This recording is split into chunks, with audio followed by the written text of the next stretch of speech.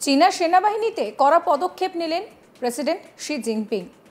দেশের নৌবাহিনীর প্রধান ও প্রধান পরমাণু বিজ্ঞানীকে অপসারণ করা হয়েছে জানিয়ে প্রশ্ন উঠতে শুরু করেছে।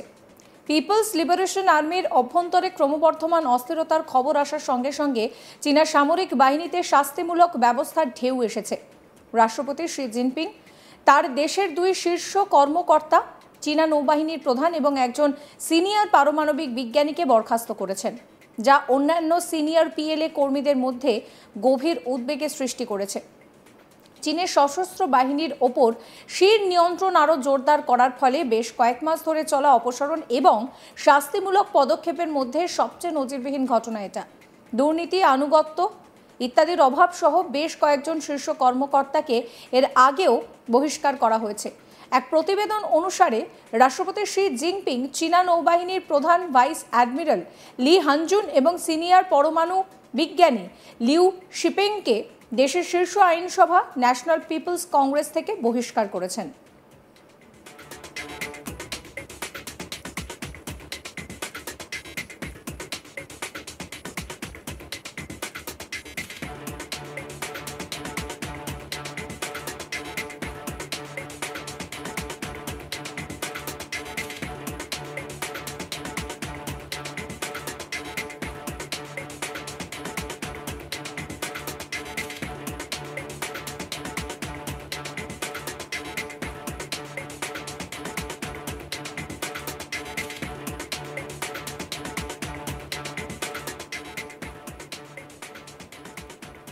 শুক্রবার এনপিসি স্থায়ী কমিটি ঘোষণা করেছে যে 14তম জাতীয় গণ কংগ্রেসের প্রতিনিধিত্ব থেকে লি হানজুনকে অপসারণ করা হয়েছে।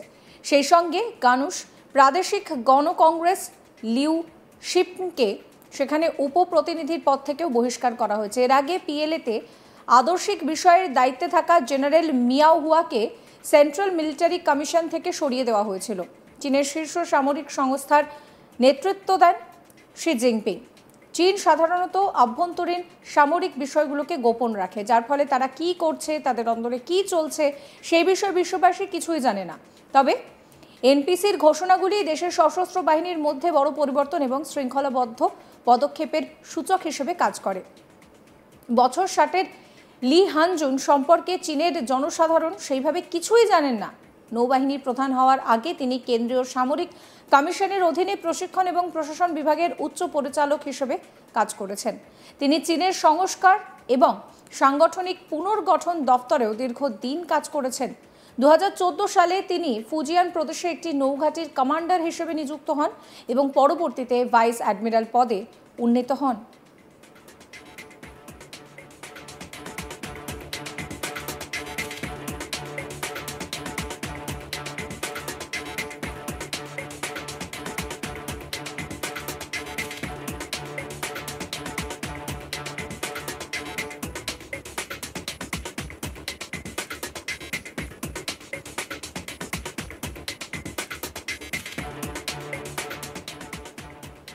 নৌ কমান্ড কলেজে প্রশিক্ষণ পরিচালক হিসেবেও দায়িত্ব পালন করেন এবং পরে কলেজের সভাপতিও হয়েছিলেন তিনি। অন্যদিকে লিউ শিপেং তিনি কিন্তু নিজের বিশ্বাসযোগ্যতা, কাজের বিশ্বাসযোগ্যতা নিয়ে তাকে অপসারণ করার পর থেকে তার কাজের বিশ্বাসযোগ্যতা নিয়ে প্রশ্ন উঠছে।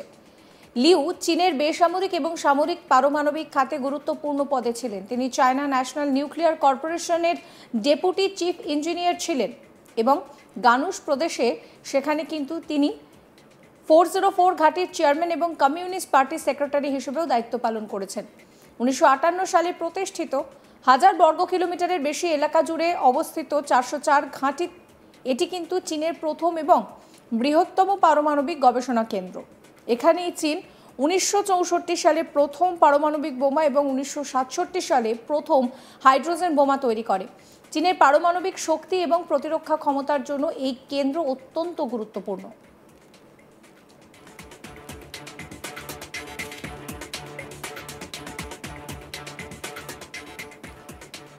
শি জিনপিং হঠাৎ করে কেন এই ধরনের সিদ্ধান্ত নিলেন সেই নিয়ে কিন্তু রীতিমতন জল্পনা তুঙ্গে রয়েছে।